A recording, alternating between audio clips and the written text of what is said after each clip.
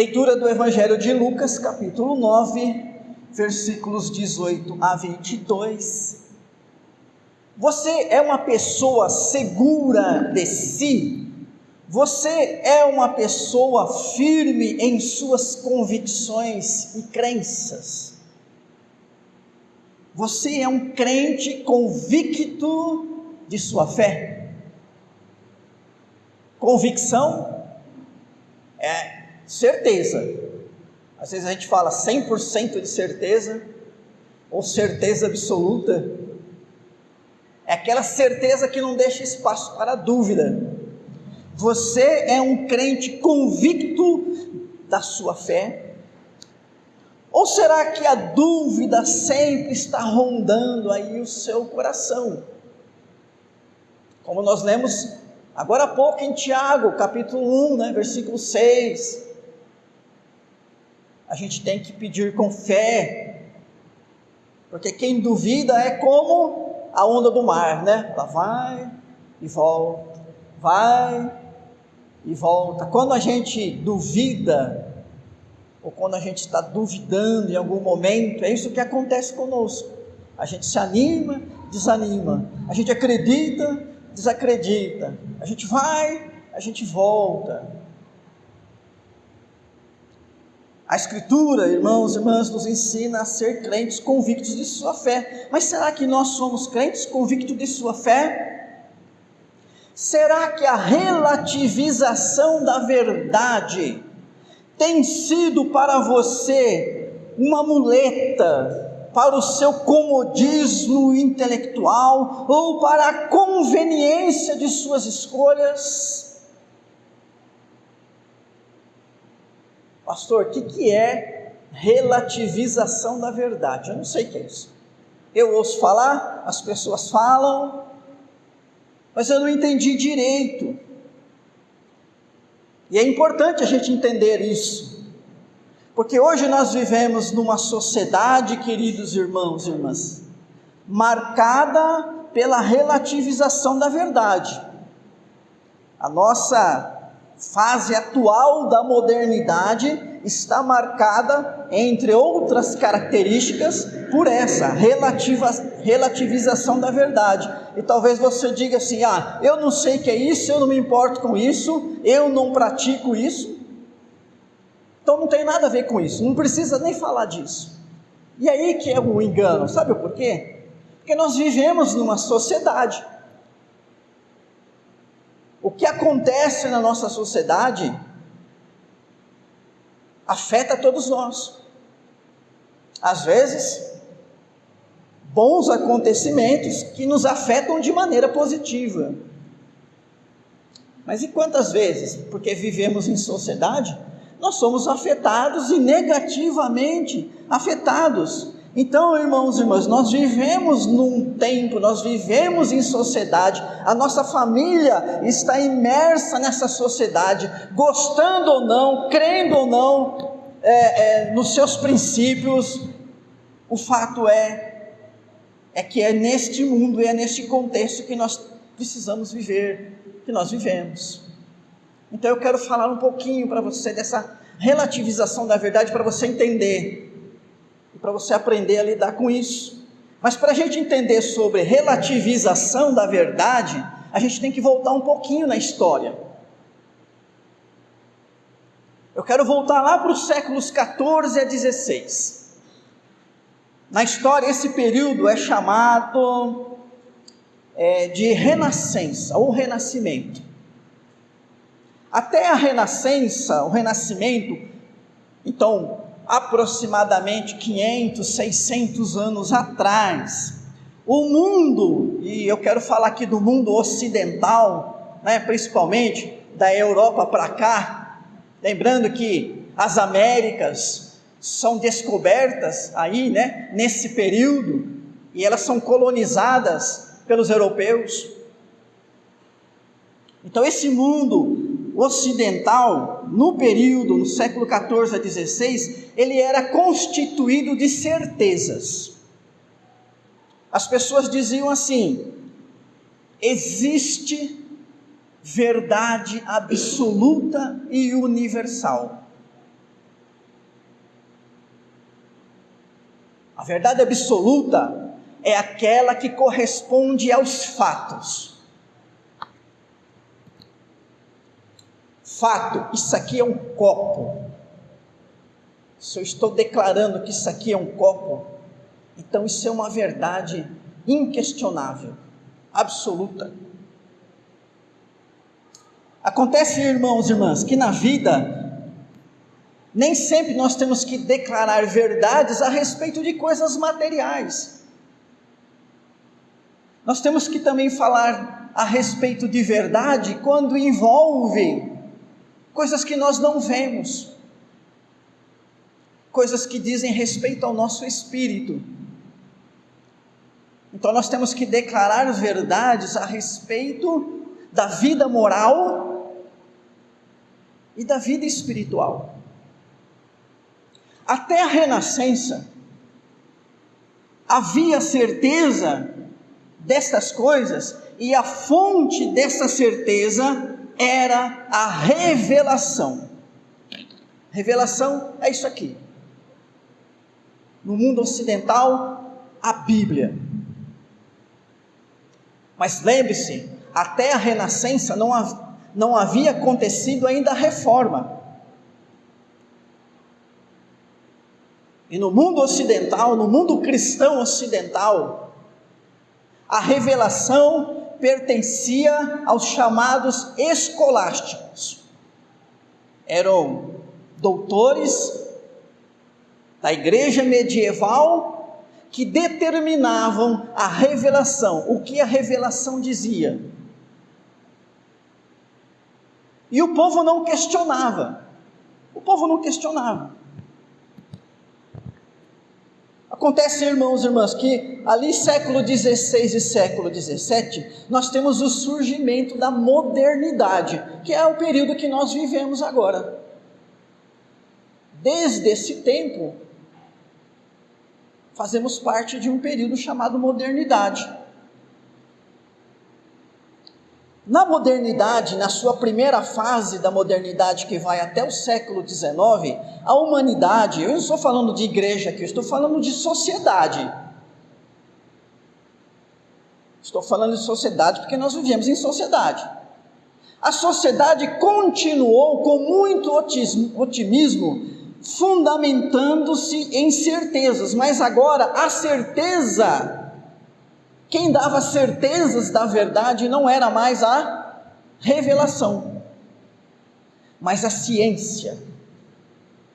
Uma ciência racional e metódica.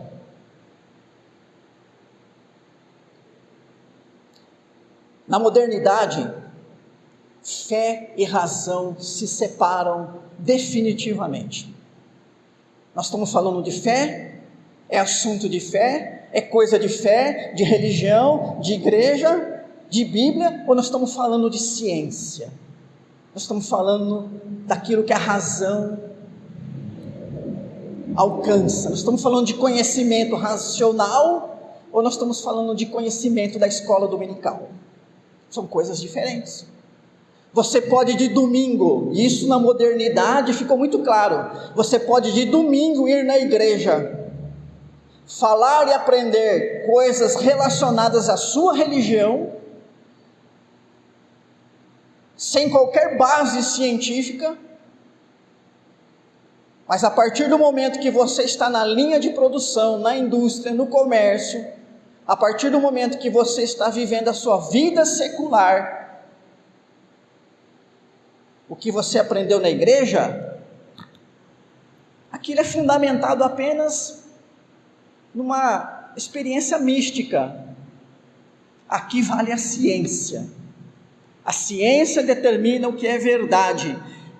E no otimismo da modernidade acreditava-se que a ciência, agora sim, o que a revelação não pôde fazer, o que a teologia escolástica não pôde fazer, o que a igreja cristã não conseguiu fazer em 15 séculos, agora a ciência iria levar o mundo a se tornar um mundo melhor.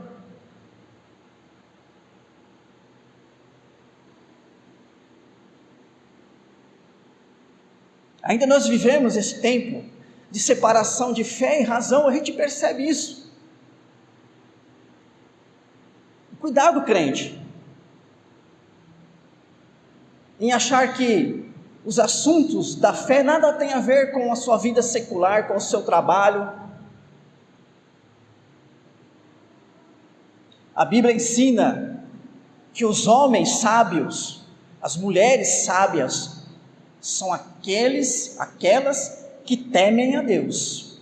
Veja, a sabedoria no entendimento cristão que foi preservado pelos reformados e pelos reformadores, sabedoria tem a ver com temor de Deus. Mas no nosso mundo atual, o sábio é aquele que é hábil na técnica, é aquele que tem conhecimento, é aquele que é graduado, é aquele que é capaz de aprofundar-se num conhecimento racional. Há muitas pessoas que são consideradas sábias porque têm elevada técnica, apesar de a vida delas, a vida pessoal delas, ser uma tremenda bagunça. Quantos não são premiados e louvados na nossa sociedade, não porque temem a Deus, mas porque têm conhecimento mais do que os outros. Nós nos tornamos assim, uma sociedade que agora prima pelo conhecimento, pela técnica, pela habilidade, pela ciência, pela razão. A fé é um acessório, um adendo, que você pode ou não pode ter.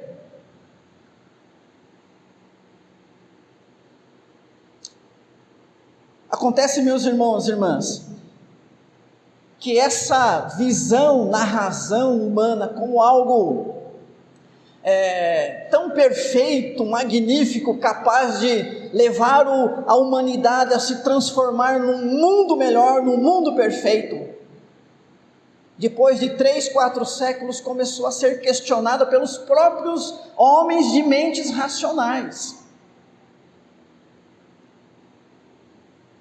Homens com essa mentalidade científica, os próprios pensadores que colocaram a ciência nesse status elevado, começaram a perceber que não há nenhum poder na ciência de transformar e fazer do mundo um mundo melhor. Hoje, nós vemos isso claramente. Quer mais técnica, quer mais ciência avançada do que no tempo que nós vivemos? Desde quando o mundo está melhor? Moralmente falando, está melhor?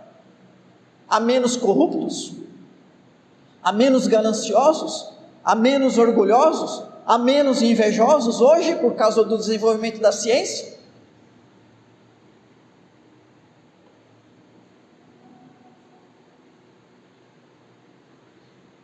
E aí então, irmãos e irmãs, a partir do século XIX, século XX, que é o tempo que nós vivemos, às vezes chamado de pós-modernidade, é o tempo em que a ciência não dita mais as verdades universais. Até o período da Renascença, não existia as chamadas hipóteses, mas na modernidade começa a surgir hipótese. Hipótese é uma verdade provisória. Então hoje a ciência faz hipóteses. Quantas coisas, né? Eu que já tenho aí algumas décadas de vida, quantas coisas que a ciência dizia quando eu era pequeno e que hoje ela está dizendo diferente. própria ciência.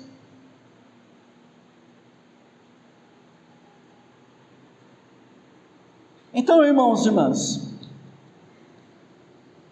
nós vivemos num tempo que a verdade não está mais na revelação. Estou falando da sociedade, eu não estou falando de você. A verdade, essa verdade universal e absoluta, não está mais na revelação, não é na Bíblia mais que se busca isso. Só que essa verdade universal e absoluta também não está mais na ciência. Porque a ciência hoje produz hipóteses, verdades, que só são verdades até que sejam substituídas por outras. E aí vem a grande questão: se a verdade não está mais na revelação, na palavra, se a verdade não está mais fundamentada numa ciência capaz de produzir verdades universais e absolutas, no que acreditar como algo que permanece?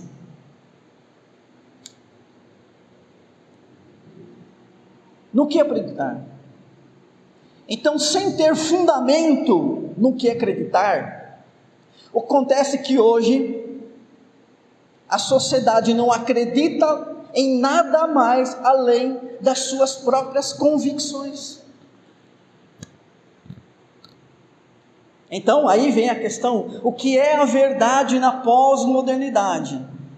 Não é necessariamente o que a religião diz, nem o que as hipóteses científicas dizem, mas as próprias convicções, ou seja, aquilo que sem necessidade de comprovar, acredita-se ser verdade. Ou seja, as crenças e opiniões pessoais bastam para a própria pessoa.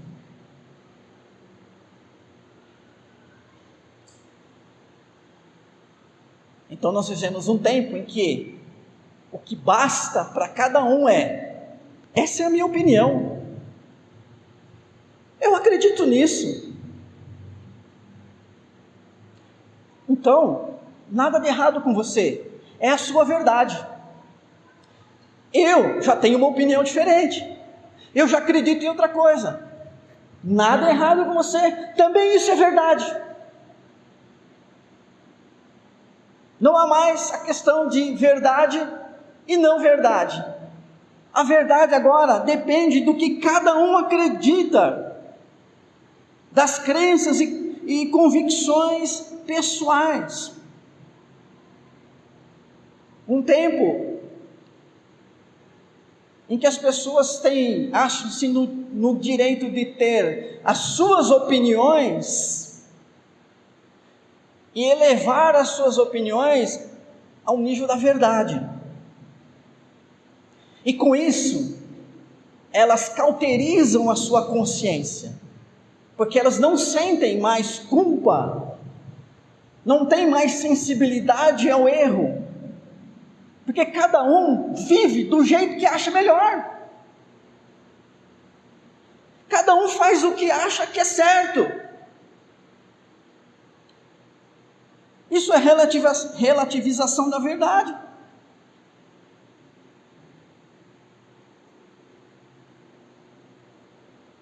E o cristão, eu estou sendo aqui genérico agora, não estou falando de vocês. O cristão ouve o seu pastor e diz assim: não, ele pensa desse jeito, mas eu penso diferente, minha opinião é outra. Claro, opinião baseada no quê? Aqui. Vivemos um tempo que falar de tradição é falar de uma coisa ruim. Ao estudar a história da igreja, irmãos e irmãs, nós vimos quantas pessoas não perderam a vida, perderam tudo, foram perseguidas, para que nós recebêssemos confissões, para que nós recebêssemos um sistema doutrinário que se aproximasse ao máximo das Escrituras Sagradas. Mas hoje há igrejas que simplesmente fundam-se aí e dizem: não, nós não temos ligação com nenhum segmento, nós não temos ligação com nenhuma tradição, nós seguimos o nosso próprio entendimento. Na pós-modernidade, então, brotam igrejas fundamentadas não numa leitura e dedicação, estudo e consideração de 1.500, 2.000 anos de história, de homens e mulheres que estudaram a Bíblia e foram usados por Deus para ensinar. Não, a partir de agora eu vou ler e aqui nós vamos seguir esse caminho, e glória a Deus, porque importa é isso, as pessoas darem glória a Deus. E as igrejas pós-modernas, elas enchem rápido. Por quê? Porque são igrejas que estão falando a língua do povo, estão falando o que o povo quer ouvir, ou seja, continua vivendo, fazendo e pensando do mesmo jeito, porque a verdade está com você, não está conosco.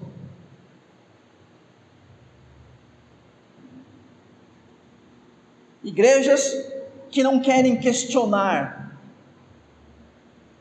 a vida das pessoas, que não querem questionar se elas estão vivendo ou não na verdade pautada na revelação. Igrejas que só querem crescer, só querem ser grandes, ter status.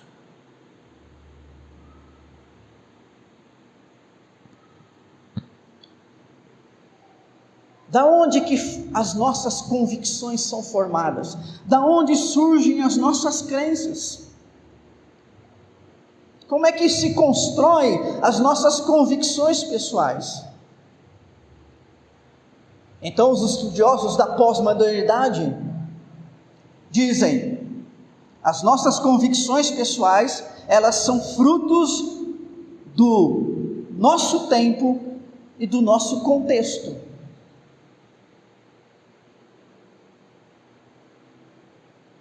Isso quer dizer que o que é verdade no ano de 2022 não era verdade no ano de 2000. O que é verdade para a geração Z não era verdade para a geração Y. E agora as nossas criancinhas, pequenininhas, a geração alfa, a verdade delas não é a nossa verdade, não é a verdade dos pais. Então hoje os adolescentes, as crianças, os filhos ouvem os pais e dizem: isso é coisa da geração deles. A nossa geração hoje é assim, ela pensa dessa maneira. Mas isso é totalmente pós-moderno. Além disso, tem a ver com o contexto. A verdade para um brasileiro não necessariamente é a mesma verdade para um russo. Aliás, quem está com a verdade nesta guerra lá na Ucrânia? A OTAN ou os russos? A pós-modernidade vai dizer: isso depende de cada contexto. Isso depende de cada contexto.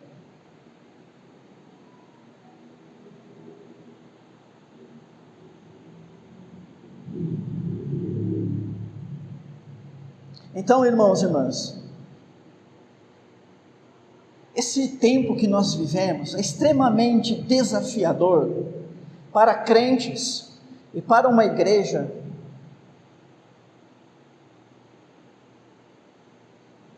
herdeira da reforma protestante, que continua dizendo: nós temos que ter convicção da nossa fé, e a convicção da nossa fé não tem que estar em outro lugar senão aqui nas Escrituras Sagradas. Nem que isso esteja fora de tempo, nem que isso seja considerado anacrônico pela sociedade.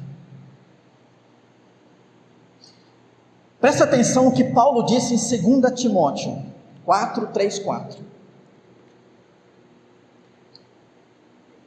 Pois haverá tempo em que não suportarão a sã doutrina, Pelo contrário, cercar-se-ão de mestres segundo as suas próprias cobiças, como que sentindo coceira nos ouvidos, e se recusarão a dar ouvidos à verdade, entregando-se a fábulas. Então veja,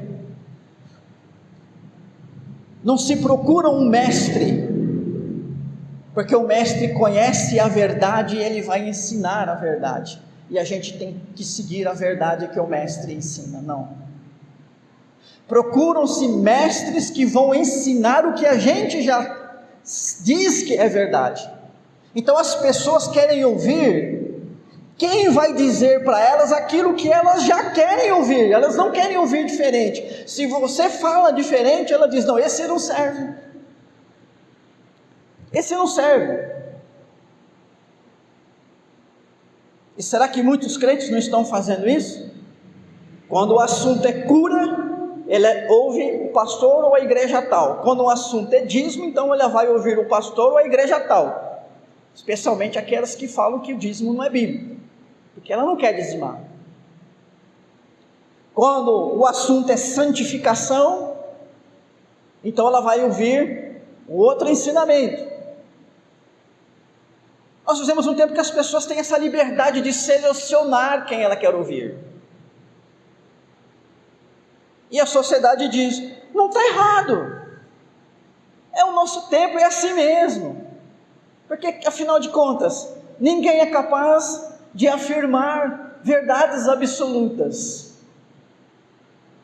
Então que cada um se apegue ao seu coração, siga o seu coração e seja feliz. É para isso que nós estamos aqui nesse mundo. Mas o apóstolo Paulo faz essa exortação: vai chegar tempo que as pessoas não vão suportar essa doutrina.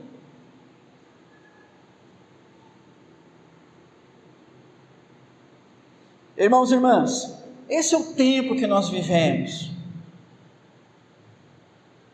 É um tempo perigoso, é um tempo desfavorável para ser igreja, mas é o tempo que Deus te chamou para fazer parte dela, e você não precisa enfrentar, porque irmãos e irmãs, se a igreja não defender a Bíblia como revelação, como fonte da verdade, como palavra de Deus, quem vai fazer isso? O governo não vai fazer isso, porque não é função dele. A ciência não vai fazer isso, não é função dela. Quem está nesse mundo para pregar o Evangelho como palavra de Deus, como verdade revelada aos homens, é a igreja, é a nossa missão. Nós não temos como terceirizar isso. Por isso o apóstolo Pedro diz: estando sempre preparados para responder a todo aquele que vos pedir razão da esperança que há em vós. Temos que estar preparados, irmãos, irmãs, e isso depende de termos convicção da nossa fé. Precisamos ser crentes convictos da nossa fé. Aqui no texto que nós lemos, diz que Jesus chamou os discípulos, estava ali orando e perguntou para eles: quem dizem as multidões que sou eu? Multidões, a maioria, né? Os discípulos eram 12. Olha a comparação de 12 com multidão. O que a maioria está dizendo que eu sou? E a gente vê que confusão. Olha, uns estão dizendo que é João Batista. Então o povo ainda não tinha certeza se João Batista tinha morrido, ou muita gente tinha visto, né, o fato de João Batista ter morrido, mas estavam lá: não, acho que ele voltou, ele não voltou. Será que ele voltou ou não voltou? Uns dizem que é João Batista, outros que é Elias, e ainda outros dizem que ressurgiu um dos antigos profetas. Veja a confusão, irmãos e irmãs. Jesus quer saber a opinião da maioria, e a maioria não tinha o conhecimento correto de quem era Jesus. Por isso, em primeiro lugar, não se iluda com a maioria. Às vezes nós fazemos parte da maioria, às vezes não. Eu não tenho que ter como por princípio fazer parte da maioria. Eu tenho que ter por princípio tentar fazer com que a maioria esteja pensando segundo o que ensina a Bíblia, não segundo o que eu penso. Porque tem gente que acha que a maioria tem que pensar como ela. A maioria não tem que pensar como você. A função da igreja é levar as pessoas, a maioria das pessoas, a pensar conforme ensina a Bíblia. Temos que tirar o nosso eu aí de cena.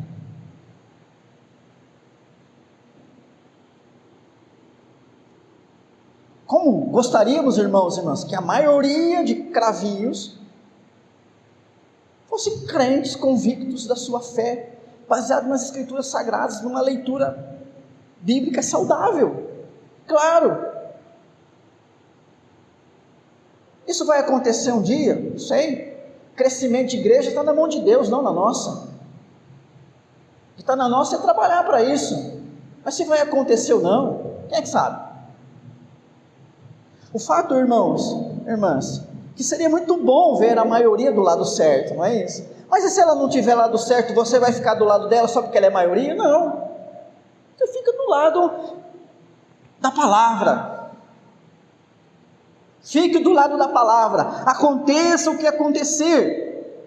Como nós vivemos numa democracia, nem sempre a maioria está no lado da palavra. E numa democracia, irmãos e irmãs, o que prevalece é a maioria.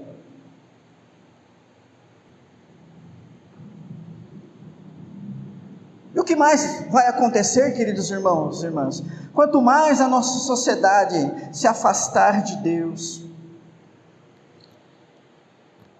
mais nós vamos nos sentir peixes fora d'água.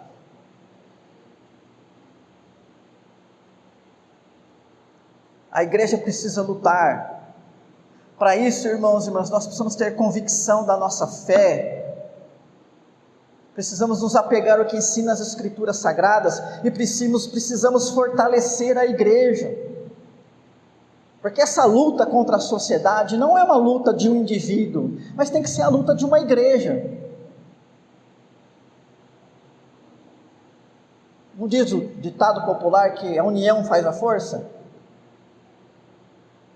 Se eu lutar sozinho contra cravinhos, só eu. Mas se a gente juntar aqui todo mundo, nós já somos 20, 30. Já aumentou 20, 30 vezes a força, não é isso? É isso.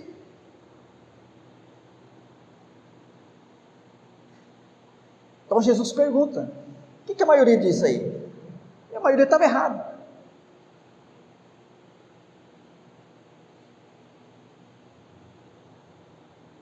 E aí diz o versículo seguinte, que Jesus então diz, né, versículo 20, mas e vocês aí? Quem vocês dizem que eu sou? A maioria está dizendo esse monte de coisa aí, tá? Mas quem vocês dizem que eu sou? Quem eu sou para vocês? E aí Pedro deu uma resposta correta, e com convicção, és o Cristo de Deus. Ele não falou, eu acho, na minha opinião, Jesus, na minha opinião, hein, com todo respeito, Jesus, eu acho que você é o Filho de Deus. Hoje a gente tem que falar assim, né, na sociedade, a gente tem que falar assim, na minha opinião, porque afirmar certas coisas hoje na sociedade é perigoso se apanhar, não é? Com todo respeito, né? Pedro não falou assim, não, és Cristo, Filho de Deus. A resposta de um homem que teve convicção. Nós precisamos, irmãos e irmãs, ter bem definido a nossa identidade e a nossa posição enquanto crentes. A nossa identidade ética, religiosa, política, social, a respeito de casamento, sexo, drogas, namoro. Não podemos ficar só no acho, só na opinião. Temos que buscar nas Escrituras o que elas ensinam sobre todas essas coisas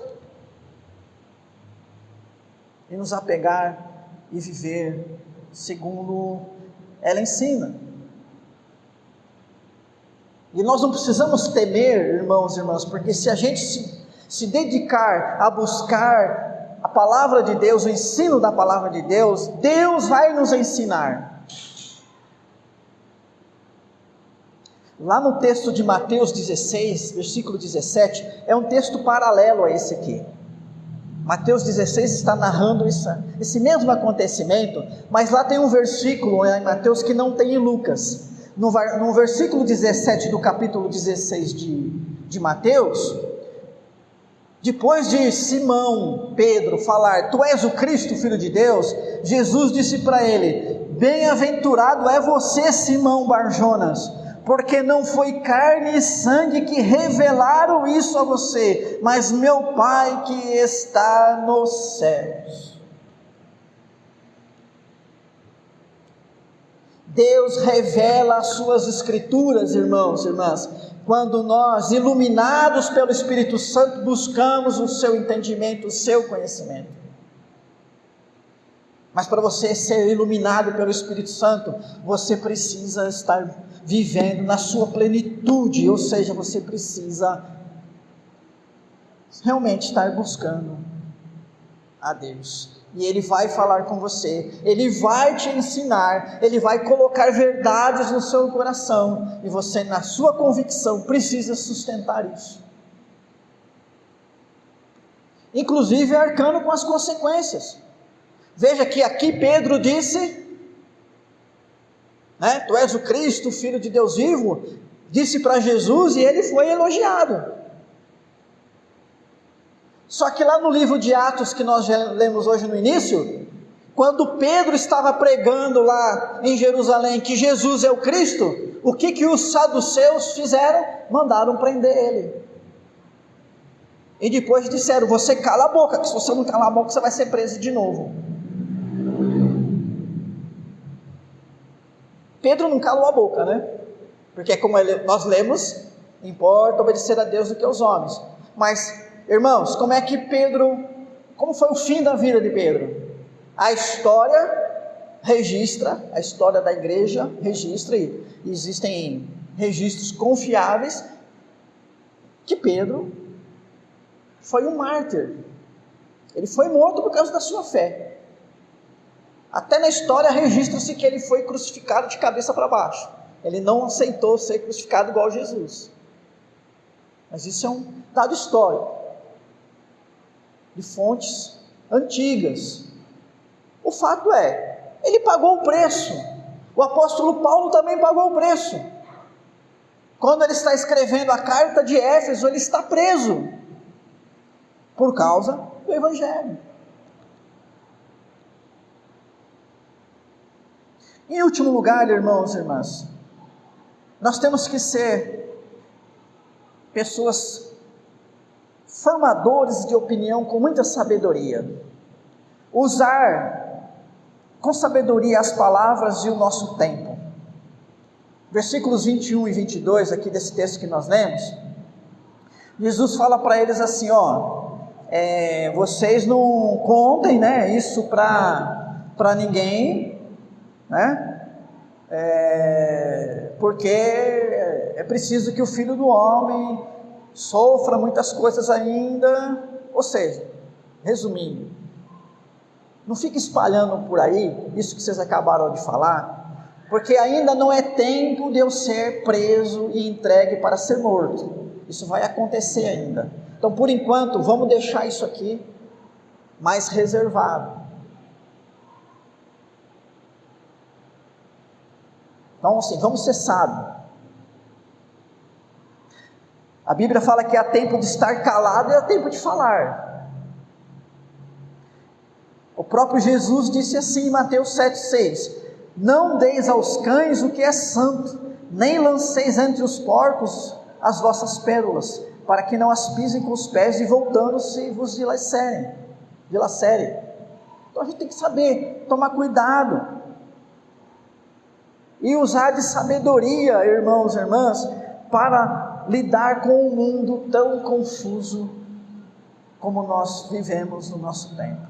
O fato é que a nossa sociedade está carente de pessoas com palavras saudáveis sobre família, casamento, dinheiro, liberdade e etc, etc, etc. A igreja, composta de homens e mulheres tementes a Deus, tem essa condição. Essa é a nossa missão.